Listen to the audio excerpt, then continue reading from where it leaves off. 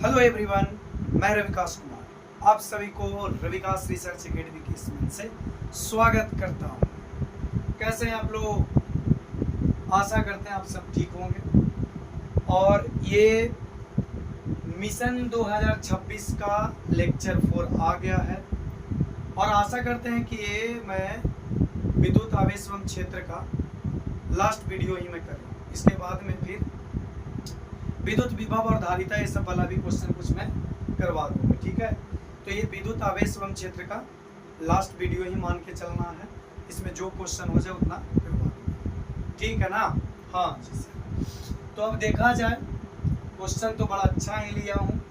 जब किसी वस्तु को आवेशित किया जाता है तो उसका द्रव्यमान क्या होता है, आप पढ़े हैं, आपको मालूम होना चाहिए कि वस्तु को, पिंड को आवेशन किया जाता है, आवेशित किया जाता है।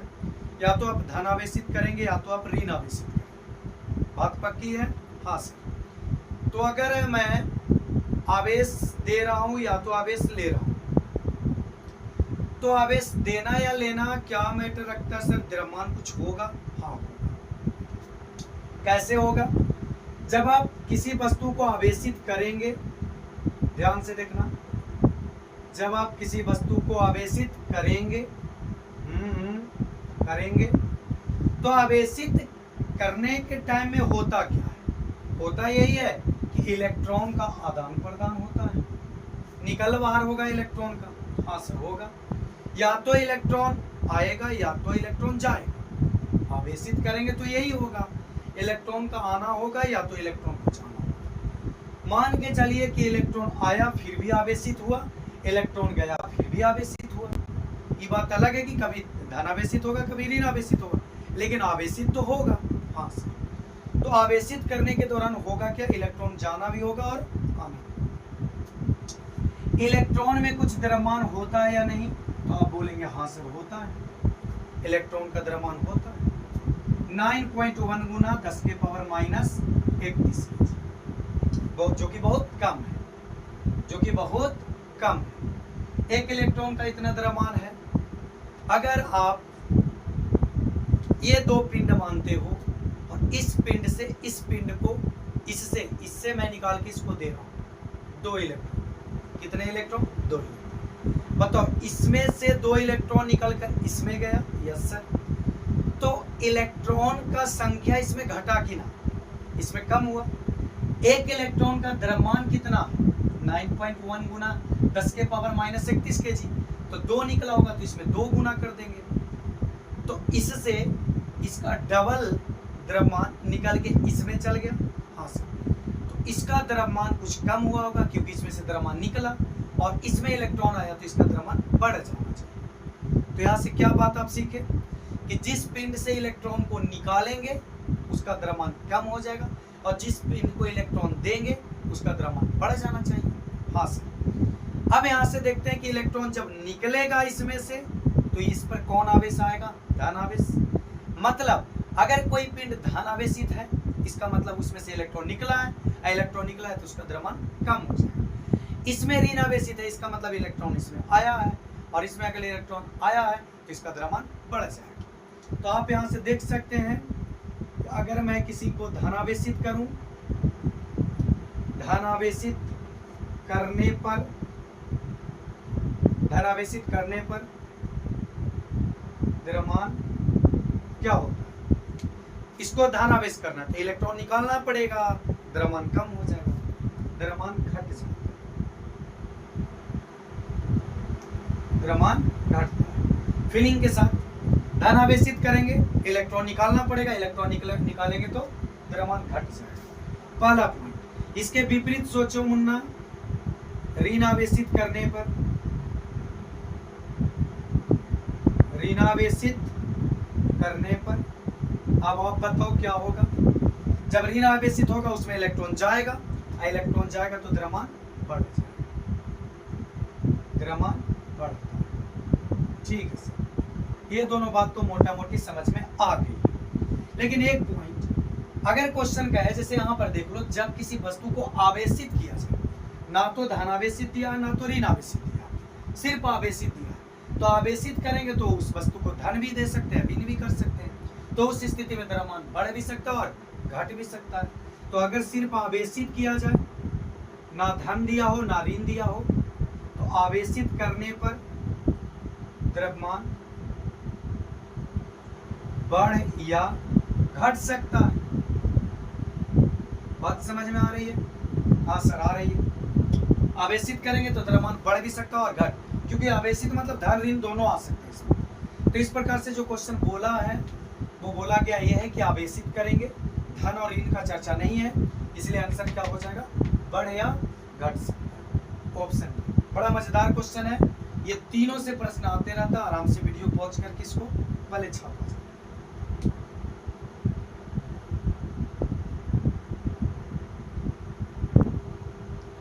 हो गया हो तो नेक्स्ट क्वेश्चन देखा जाए। जितने भी प्रश्न है उसको बारीकी से आप लोग अप्रोच बनाएं उस क्वेश्चन पे, बिकॉज यही सब बोर्ड में आपको आके तंग करता है। मेरे अनुसार ये सब सारा क्वेश्चन प्रीवियस ईयर में आ चुका है, कुछ नया टाइप का क्वेश्चन करवा दूंगा, उसके बाद फिर कंप्लीट हो जाए। कूलॉम नियम का सदिश रूप क्या होता है? बहुआ लोग आपको मालूम होगा कि 12th का जैसे ही स्टार्टअप होता है 12th फिजिक्स, तो सबसे पहले मिलता है आवेश। आवेश मतलब पूरे आवेश में आ जाओ, क्योंकि बोर्ड में जाना। तो आवेश आता है, आवेश से रिलेटेड स्थिर वैद्युतिकी में, इलेक्ट्रोस्टैटिक में सबसे पहले एक चच्चा कह लो, बाबा कह लो, वो मिलते हैं कौन? कूलॉम। जो माने वो कर भाई, वो आते हैं और कुछ कुछ नॉलेज देते हैं। उसका कहानी वो ये उनका कहानी ये है कि अगर दो स्थिर आवेश बिंदु आवेश को r दूरी पर रखा जाए, सेपरेट किया जाए दोनों को r दूरी पे q1 और q2 को, तो ये दोनों आपस में एक दूसरे पे बल आरोपित करते हैं। ये न्यूटन के तृतीय नियम के अनुसार ही होता है। जितना Q1 Q2 पे बल लगाता है उतना ही Q2 Q1 पे बल लगाता है। क्रिया और प्रतिक्रिया परिमाण में बराबर, दिशा में विपरीत। ठीक है, इस बल से कौन नहीं परिचित होगा? सब होगा। FE इलेक्ट्रोस्टैटिक फोर्स, ये तो कुछ जानकारी है सर। कूलॉम बल जिसको बोलते हैं, Q1 Q2 r दूरी पर हो, तो ये चीज आया था निकल के K Q1 इंटू Q2 बटा r। बहुत काम का चीज है, न्यूमेरिकल में बहुत काम देगा। तो F इलेक्ट्रोस्टैटिक फोर्स स्थिर वैद्युत बल बोलिए, या तो कूलॉम बल बोलिए, K Q1 Q2 बटा r।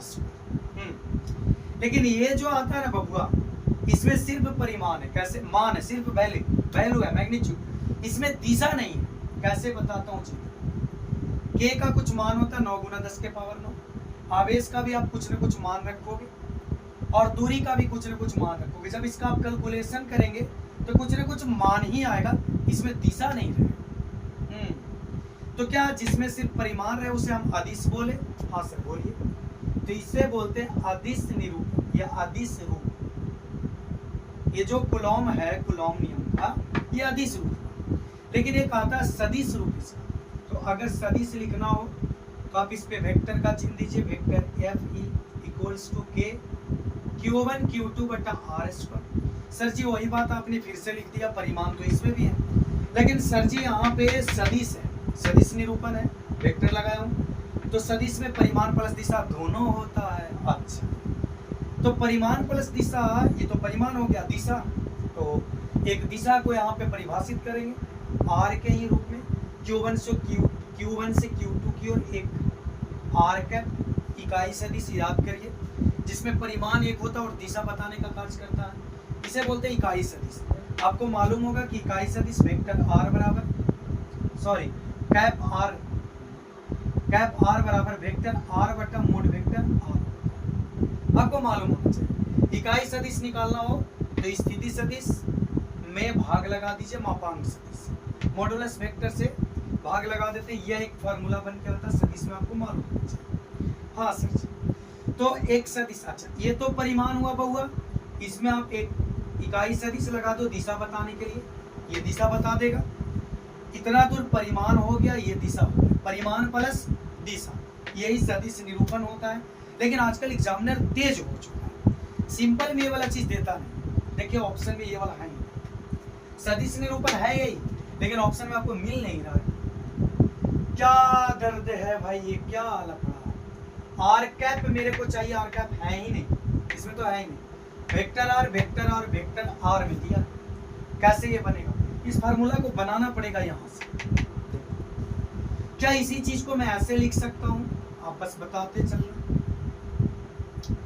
कि मैं वेक्टर एफ ई, थोड़ा स्टैंड देखना पड़ेगा, लफड़ा चलेगा, एक लाइन और चलेगा। क्या मैं वेक्टर एफ ई को ऐसे लिखूं, वेक्टर एफ ई के into Q1 into Q2 but अच्छा यहाँ पर इसको मैं सेट कर देता हूँ। ये R जो है बउआ, इसको आप ऐसे भी लिख सकते हो, वेक्टर मोड स्क्वायर, ऐसा भी दे सकते हैं। देखिए ये जो R स्क्वायर है इसको आप वेक्टर फॉर्म में लिखिए, ठीक है, मोड लगा दीजिए। जैसे ही वेक्टर में मोड लगाएंगे सिर्फ परिमाण आ जाएगा, परिमाण मतलब मान आ जाएगा। क्या यहाँ भी मान था? नहीं समझे। ऐसे बताए थे वेक्टर ए का अगर मोड लगाएंगे तो ये क्या बन जाता है? ए बन जाता है। ये दोनों सेम चीज है, इसमें भी सिर्फ परिमाण है, इसमें भी सिर्फ परिमाण। ये भी पूरा का पूरा अदिश है, पूरा अदिश है, इसको मापांक सदिश बोलते हैं। तो इसमें सिर्फ परिमाण रहता है। तो आर में भी परिमाण है, आर को मैं वेक्टर में लिखना चाहूँ तो मोड वेक्टर आर लिखाएगा, और स्क्वायर है तो स्क्वायर कर दी, ये भी चीज चल सकता है। और यहाँ पर आर कैप हो जाएगा, हाँ हो जाएगा। इसी चीज को और आगे मैं बात बढ़ाता हूँ तो के Q1 Q2 बट्टा मोड आर के स्क्वायर इंटू, क्या आर कैप को मैं ऐसे लिख सकता हूँ? हाँ सर लिख सकते हैं, वेक्टर आर बट्टा मोड वेक्टर आर लिख सकते एकदम। ये पूरा का पूरा आर कैप हो गया जो कि यहाँ पर दिख रहा है। एक लाइन और बनाया आप, के Q1 इंटू Q2। अब बताइए यहाँ पर मोड वेक्टर आर 2, यहाँ मोड वेक्टर आर 1, 2 1 कितना हो गया? 3। तो mod vector R Q, mod vector R Q, mod vector R Q, यहाँ पे 2, यहाँ पर 1 3, और साथ में देखिए यहाँ पर आ गया कौन? वेक्टर आर आ गया। इतना रूप से आप सदिश निरूपण कर सकते हैं। अब जहां जहां मैं दिखा रहा हूं उसको आप देखते चलो। ये वाला चीज जो दिख रहा है आपको, ये असल में सदिश निरूपण मेन यही है। लेकिन इसके बाद ये सब जो रूप है, ये जो वैरायटी है, ये बनाने पे बनेगा। अब ऑप्शन सेट करने वाले कैसे करके देते हैं ये निर्भर उन पे करता है, और आप कैसे इसको सोच अप्रोच कैसा बनाते हैं आप ये देख लेना। अब यहाँ से मैं टेक्निक दूं तो कैप रहे तो स्क्वायर देख लेना, कैप रहे तो क्या देखना? स्क्वायर। इसमें और इसमें कोई ज्यादा अंतर नहीं है, बस इसको मैं मोडीकरण किया। तो कैप रहे तो पावर में क्या चाहिए? स्क्वायर चाहिए। और अगर वेक्टर में आ गया तो फिर पावर में क्या खोज लेना? क्यूब। ध्यान से, वेक्टर फॉर्म में रहे तो क्यूब और कैप फॉर्म में रहे तो स्क्वायर। यही इसका पूरा कहानी था, देख ले समझे। समझ लिए हो तो इसका आंसर फाइनल बताइए बबुआ, कौन सा मिल रहा है? के Q1 Q2 मोड। कैप वाला तो है ही नहीं बबुआ, यहाँ से देखना चेक करना। ये वेक्टर आर आया, ये वाला चीज वेक्टर आर, क्यूब आया, ये तो मेरे को सही दिख रहा है। और को इसमें तो भाई दिशा है ही नहीं, सदिश निरूपण चाहिए वेक्टर में तो दिशा चाहिए, यहाँ पे दिशा नहीं दिया हुआ, कैप उप का कुछ नहीं है। यहाँ पे वेक्टर आर आया तो क्या आ गया? स्क्वायर। जब वेक्टर में रहे तो क्यूब चाहिए, कैप रहता तब स्क्वायर से, तो ये रॉन्ग हो गया। यहाँ पे वेक्टर दे दिया, स्क्वायर दिया, वेक्टर है तो कैप चाहिए। इस प्रकार से ऑप्शन ए से।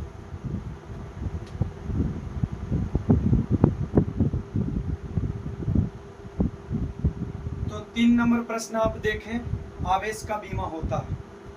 जवाब लिखिए फटाफट, आवेश का बीमा क्या होता है। बोर्ड में आपको बीमा से और एसआई मात्रक से कुल मिला के 5 या 6 क्वेश्चन तो मिलना ही मिलना, कोई नहीं रोक सकता। 5 से 6 क्वेश्चन बीमीय सूत्र और एसआई मात्रक से आना ही आना, पूरे में 5-6 क्वेश्चन अधिक सवाल करता है। तो आवेश का बीमा होता है, वेरी वेरी इंपॉर्टेंट है भाई। देखते हैं कहाँ से आता है। ऐसे तो इसका आंसर डायरेक्ट याद रखो, क्या होता है? 1 बना। ये कहाँ से? हम लोग जानते हैं कि मूल राशि कितने होते हैं? 7। फिजिक्स में मूल मात्रक, मूल राशि, आपको आधारी मात्रक सुने होंगे। मूल राशियां कितनी होती है? 7 होती है। हाँ जी। तो उसमें एक विद्युत धारा होता है, विद्युत धारा को हम लोग बोलते हैं आई। आई इक्वल्स टू क्यू बटा टी। विद्युत धारा बराबर आवेश बटा समय। एकांक समय में प्रवाहित होने वाले आवेश की मात्रा को विद्युत धारा कहते हैं। आई बराबर क्यू बटा कितना हो गया? टी। अब मेरे को यहाँ से Q का फॉर्मूला चाहिए, तो Q equals to I into T, विद्युत धारा इंटू समय। अच्छा, विद्युत धारा का जो विमीय सूत्र लिखा था वो लिखा था ए, कैपिटल। विद्युत धारा के लिए जैसे M होता है ना, M, द्रव्यमान के लिए आप क्या रखते हो? M, लंबाई के लिए L, समय के लिए T, विद्युत धारा के लिए A, इस प्रकार से। तो यह है विद्युत धारा। विद्युत धारा का विमीय सूत्र क्या हो जाएगा? A, और टाइम का विमीय सूत्र क्या हो जाएगा? T। सिंपल में A इंटू टी आ जाएगा, जो कि आवेश का विमीय सूत्र होता है। क्यों मतलब आवेश, विद्युत धारा का विमीय सूत्र A, समय का विमीय सूत्र T, AT आएगा। या तो सिंपल में इसको कहीं कहीं IT भी लिख देता है, कहीं कहीं देखिए। तो AT आप ध्यान रखिए, बोर्ड में AT है। ये तो खत्म हो गया। आवेश का ऐसा ही मात्रक आप जान ही रहे हो, कूलॉम, स्टेट कूलॉम, ये सब सारा चीज आता है, उसी चीज मात्रक हो जाता है। इसके जस्ट नीचे में देखा जाए 1 कूलॉम आवेश बराबर होता है। 1 कूलॉम आवेश का मान तरह तरह से बहुत जगह इक्वल हो जाता है, कभी CGS मात्रक में, कभी EMU मात्रक में, कभी फैराडे में, कभी ESU में। देखिए क्या है, सबसे पहली बात की स्टेट कूलॉम को ESU, ये चीज आप बैठा, स्टेट कूलॉम को ही क्या बोला जाता है? CGS बोला जाता है, CGS। इतना बैठा, स्टेट कूलॉम ही क्या है? CGS। मतलब आवेश का CGS मात्रक पूछे या आवेश का स्टेट कूलॉम पूछे, सॉरी, आवेश का CGS मात्रक कौन होता है? State Coulomb. ऐसे ही आवेश का CGS मात्रक क्या होता है? State Coulomb. स्टेट कूलॉम को दिखाने का एक और तरीका है जिसे बोलते हैं ESE। एकदम ध्यान से देखिए, आवेश का SI मात्रक क्या होता है? मालूम है आपको? कूलॉम। आवेश का SI मात्रक कूलॉम। आवेश का CGS मात्रक कौन होता है? State Coulomb. स्टेट कूलॉम को और किस तरीका से लिख सकते हैं? ESU। ओके, अब यहाँ पर देखा जाए 1 कूलॉम आवेश बराबर कितना के बराबर होता है? तो ESU में सारा चीज देखो, ESU। मतलब साफ सुथरा ढंग से पूछ रहा है स्टेट कूलॉम। ESU को क्या बोलते हैं? स्टेट कूलॉम बोलते हैं। तो अगर मैं लिखना चाहूँ तो आपको मालूम होना चाहिए 1 कूलॉम इक्वल टू 3 इंटू 10 के पावर 9। 1 मिनट।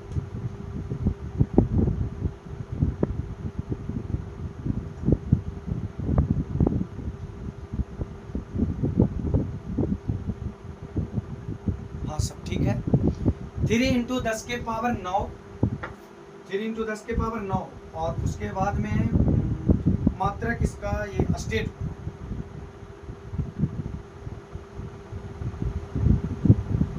कूलॉम। हाँ सर, आप इसी चीज को एकदम सेम तरीका से लिख सकते हो। 1 कूलॉम बराबर 3 गुना 10 के पावर 9 ESU। ठीक है, और ये जो मान होता है लगभग 2.99 गुना 10 के पावर 9 ESU के बराबर। ध्यान से 2.99, मतलब ये 3 के लगभग बराबर जा रहा है कि ना, एकदम 3 के आसपास में। तो इस चीज को ध्यान से देखो, या तो 2.99 रहे, या तो आप इसको 3 बोल सकते हो। ठीक है, अगुना 10 के पावर 9 ESU या स्टेट कूलॉम। अब ऑप्शन में आप ढूंढ सकते हो, ये तो होगा नहीं, होगा नहीं। 2.99 यहाँ पे ये जो 2.99 है, इसको 3 भी लिख सकता है बच्चों, 3 भी लिख के दे सकते। सर जी पॉइंट में जो ये है लगभग 3 के बराबर है। हाँ है, तो यही तो बोल रहा हूँ मैं कि 3 लिख के भी दे सकता है। अब जो भी है आराम से आप देख लीजिए, लिख लीजिए, समझ लीजिए, ताकि इसका काम आगे बढ़े तो आराम से इसको यूज कर सकते। लोग यहीं पे कंफ्यूज होते हैं, हमें कंफ्यूज नहीं होना। ये देखिए न्यूमेरिकल क्वेश्चन है ना, तो ये आपको 2 मार्क्स में भी आ सकता है और ऑब्जेक्टिव में भी दे सकता है। जनरली बहुत सारे न्यूमेरिकल क्वेश्चन को ऑब्जेक्टिव में देखा गया है और देख भी रहे होंगे आप लोग ऑब्जेक्टिव क्वेश्चन में इतना बड़ा बड़ा प्रश्न ऐसा है तो आसानी बन जाएगा, लेकिन बच्चों के लिए थोड़ा सा ये भयावह हो सकता है। मैं सिखाता हूँ, देख एक द्विध्रुव से एक क्वेश्चन पहले भी मैं करवा चुका हूँ, है ना। एक या दो क्वेश्चन मैं द्विध्रुव से और भी करवाया हूँ। इसका तो आप सब चीज जान ही लो तो अच्छा रहेगा। देखिए भाई, सबसे पहली बात कि द्विध्रुव में होता क्या है, दो आवेश रहते हैं, वो भी विपरीत प्रकृति के, एक जेंट्स है तो एक लेडीज है, ऐसे समझ लो, एक प्लस तो एक माइनस, और दोनों का परिमाण बराबर, दोनों लड़ाकू सेम टाइप। एक बेलना चलाए तो एक कलछुल चला दे, बात बराबर। तो मैं ऐसा कहना चाहता हूँ कि अगर इस पे प्लस क्यू है तो इस पे कितना है, माइनस क्यू है, ठीक है, क्यू। और दोनों के बीच का दूरी कितना मालूम, आर नहीं, यहाँ पे 2a चलता है, ये ध्यान रखो। बीच में इसका केंद्र होता है, सेंटर पॉइंट O, और ये पूरा दूरी हो जाता है 2a, तो यहाँ से a है, यहाँ a होता है। ये विद्युत द्विध्रुव है। इसका दिशा वक्र जो होता है वो माइनस से प्लस की ओर होता है, और ये बताने का काम वेक्टर p करता है। इसी को बोला जाता है विद्युत द्विध्रुव आघूर्ण। तो बताइए, तो विद्युत द्विध्रुव का जो दिशा बताए वो कौन होता है, विद्युत द्विध्रुव आघूर्ण। उसे किससे दिखाते हैं, वेक्टर p से। वेक्टर p का दिशा किधर से किधर होता है, माइनस से प्लस की। सारा चीज क्लियर है। इस p का जो मान आता है बउआ, p का जो मान आता है, ये दोनों आवेश में से कोई एक उठा लीजिए, प्लस या माइनस, ठीक है। और एक आवेश, एकल आवेश, एक आवेश गुना दोनों आवेशों के बीच की दूरी कितना है बबुआ, 2। यही इसका फॉर्मूला होता है, Q इंटू 2। विद्युत द्विध्रुव निकाय का कोई एक आवेश इंटू दोनों आवेशों के बीच की दूरी 2a, P बराबर आता है विद्युत द्विध्रुव। सारा चीज आपका क्वेश्चन में दे रखा है। देखिए, मैं अगर लिखना चाहूं तो Q1 कितना दे रखा है भाई, Q1 नहीं को Q प्लस, तो ये दे रखा है 3.2 गुना 10 के पावर माइनस 19। अच्छा, Q माइनस भी इतना ही होगा क्योंकि परिमाण में दोनों बराबर होगा, लेकिन दिशा में विपरीत, ये प्लस है तो ये क्या होगा, माइनस होगा। हाँ जी सर। और यहाँ पर देखो बच्चों, ये जो दूरी है कितना है, 2a। इस दूरी को हम 2a ही लिखेंगे, और ये 2a का मान यहाँ पर दे रखा, देखिए उनके बीच की दूरी, मतलब दोनों आवेशों के बीच की दूरी ये दे रखा है, तो 2.4 गुना 10 के पावर माइनस 10 मीटर आ गया। हाँ सर, 2.4 गुना 10 के पावर माइनस 10 मीटर। अब अगर हम ये दो आवेश है तो दोनों आवेश तो यहाँ यूज होगा नहीं, एक कोई आवेश लगाएंगे तो P equal to Q, Q दोनों में से वो कोई बोल लो बिना चिन्ह के, तो 3.2 गुना 10 के पावर माइनस 19, ये हो गया आपका Q इंटू मतलब गुना, और 2a का ही पूरा मान हो जाएगा 2.4 इंटू 10 के पावर माइनस 10। और ये P है तो इसमें देखिए क्या क्या है, Q और 2a, इसका मात्रक होता है कूलॉम, ये जो Q आवेश है इसका मात्रक कूलॉम, और ये 2a दूरी है, दूरी का मात्रक होता है मीटर, लास्ट में लगा दें। चलिए, तो P इक्वल टू क्या आया, ये दोनों का आप गुना करो, अगर टेबल आपको याद है तो कर लीजिए। 24 दूना 48, 8 हाथ में आ जाएगा कितना, 4। 24 का हम पढ़ रहे हैं, दशमलव का कहानी अलग से कर लूंगा मैं। 24 दूना 48, 8 हाथ में 4, 24 या 72, 72 4 76। तो ये दोनों को गुना मैंने किया तो ये आ गया, एक अंक, 2 अंक के पहले दशमलव आ जाएगा, ये आपको मालूम होना चाहिए। अगर नहीं है तो आप ऐसे कर लेना भाई, ऐसे भी करोगे तो वही आएगा 768, एक 2 अंक के पहले दशमलव मतलब 7.68 आ जाएगा। और अब देख लो बेस समान है तो पावर जुड़ जाएगा, माइनस 19 और माइनस 10 को जोड़ेंगे तो माइनस का कितना आएगा, 29 कूलॉम। देख लीजिए कौन सा ऑप्शन में आ रहा है, डी में तो माइनस 27 माइनस 29, 7.68 गुना 10 के पावर माइनस 29, यही आपका फाइनल। तो ये आपका फार्मूला, ये आपका सिस्टम बहुत काम का है, इसको आप समझ के रखिए। ना होता तो एक दो बार इसका फोटो बनाइए, साथ में विचार करिए, ये काम देगा।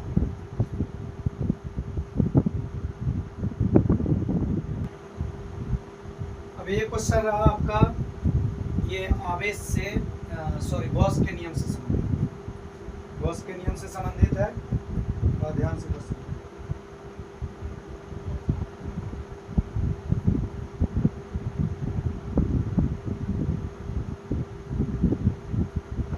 तो ये गॉस के नियम से संबंधित पहला क्वेश्चन है बाबू का, ध्यान से देखिए। हाँ, तो गॉस के नियम के अनुसार किसी बंद सतह से गुजरने वाला विद्युत फ्लक्स, पहले गॉस के नियम को समझे क्या। गॉस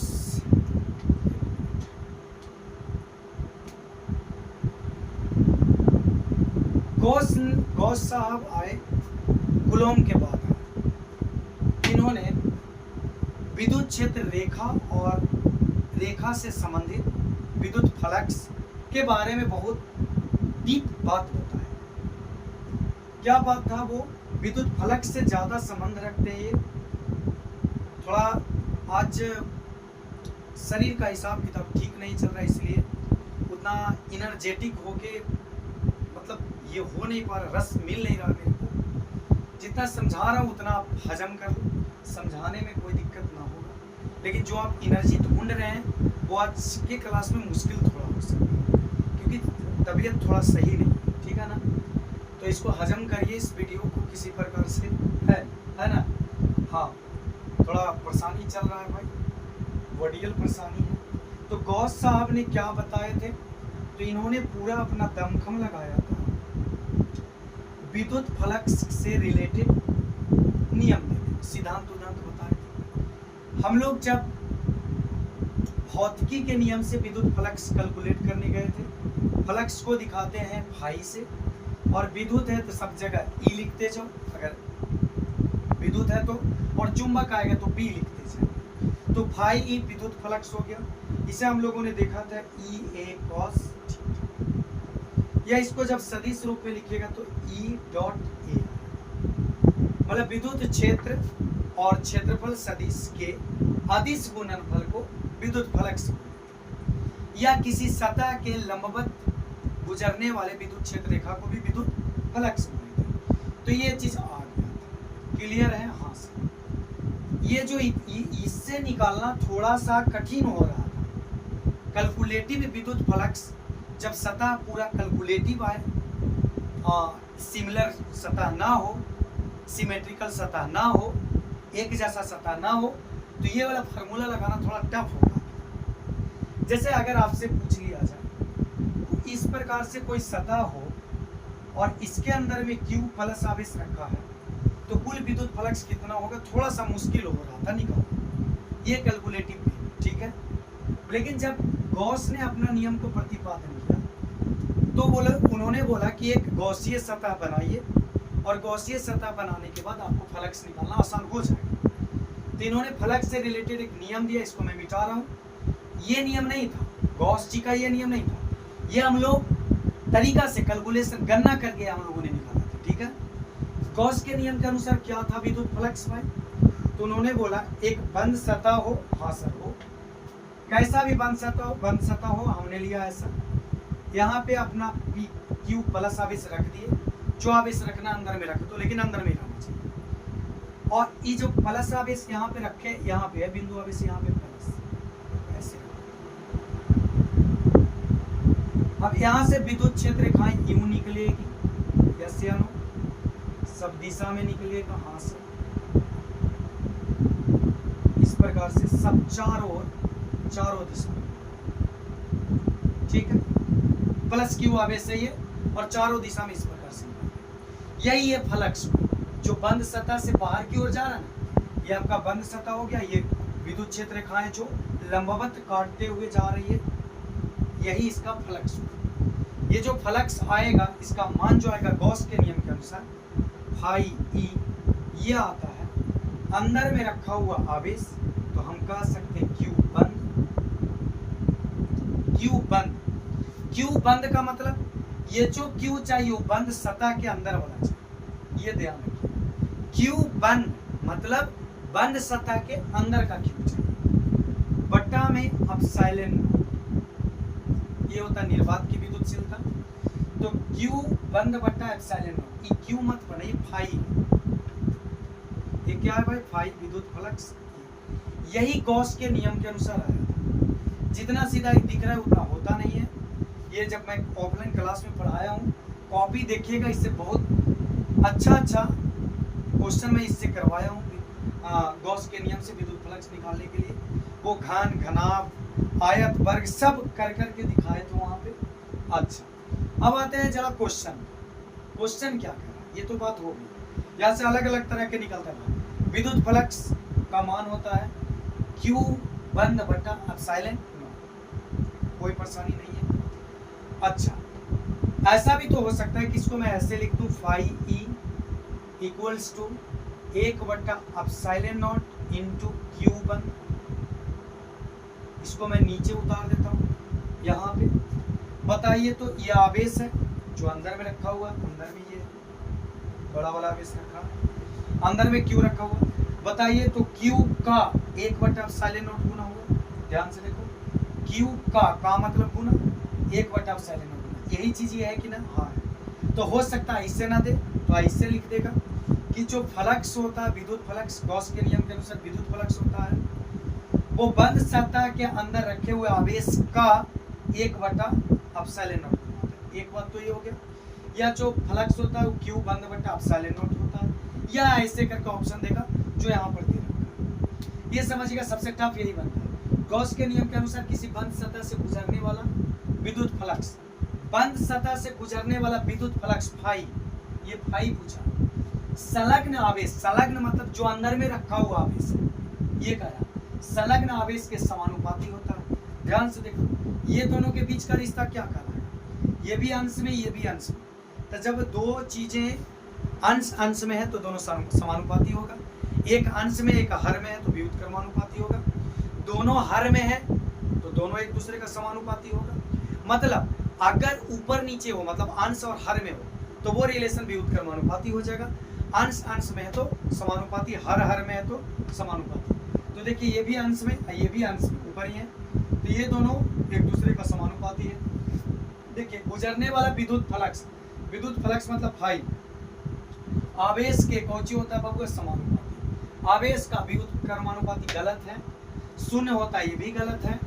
संलग्न आवेश के वर्ग के समानुपाती होता है, आवेश का वर्ग नहीं करना है, सिर्फ आवेश का समानुपाती होता है। इसलिए ऑप्शन कौन सा सही जाएगा, ऑप्शन ए जाएगा। ठीक है, आज कोशिश करते हैं कि यहीं तक रहने दें, और कुछ और क्वेश्चन बचा तो कोशिश ये रहेगा कि नेक्स्ट वीडियो में मैं करवा दूँ। अगर क्वेश्चन है तो, और नहीं रहेगा तो विद्युत विभव और धारिता से रिलेटेड कुछ क्वेश्चन करना हम लोग शुरू करेंगे। ऐसे चांसेस एक और है कि आज जितना मैं क्वेश्चन चाहा उतना हुआ नहीं है, क्योंकि उस तरह से मैं प्रिपेयर, मेरा शरीर नहीं है।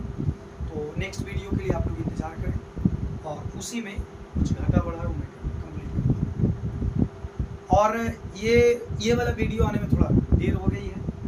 देर इसलिए हो गई क्योंकि ये वीडियो शूट करने में बहुत सारा फैक्टर काम करता है, आपको मालूम होना चाहिए। फैक्टर ये था कि कुछ दिन इस रूम कमरे में कुछ चल रहा था इलेक्ट्रिसिटी वाला काम, तो लगभग पूरा हो चुका है।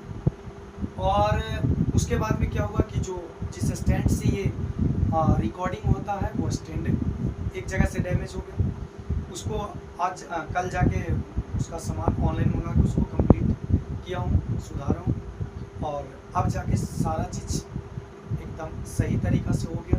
तो आज से वीडियो शुरू हो गया। अब एक वीडियो NCERT 11th का आ जाएगा बहुत जल्दी, और 10th का मैथ का एक वीडियो मैं शुरू ट्रिगो से कर दूँगा। ठीक है, ट्रिग्नोमेट्री का 10वां का लेसन 1 चालू किया।